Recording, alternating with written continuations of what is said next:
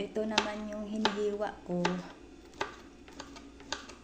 Ulam ko.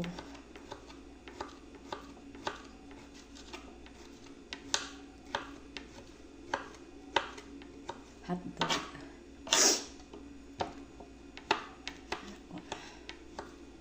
Ulam ko na to ng pang 2 days or 3 days.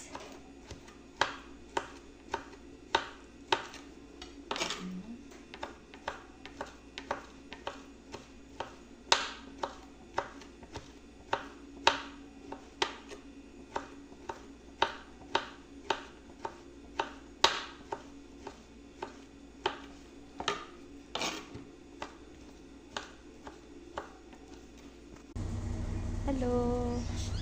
So, ayan na. Nalulutuin ko. Yung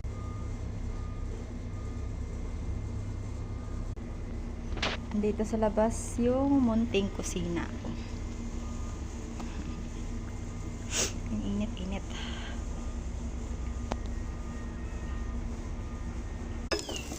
Ito na yung bawang.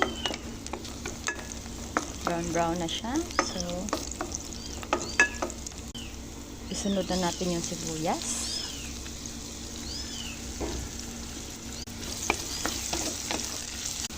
Ayan, brown na rin yung sibuyas. Ayan, nilagay ko na rin yung itlog. Ito yung ihahalo ko sa hotdog.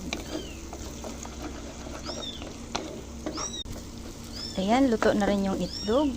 Isusunod ko na yung hotdog dyan. Yung hotdog na may mayonnaise. Tsaka ketchup. Tsaka nilagyan ko na rin yung ng tomato paste. Para masarap. Pula-pula siya.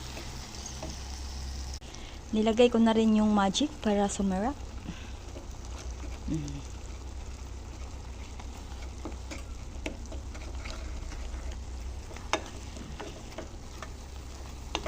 Sorry, against the light siya kasi nasa labas po ang munting kusina ko.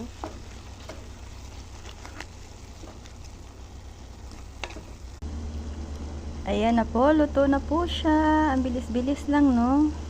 Ayan, pwede na rin siyang panglagay sa pasta.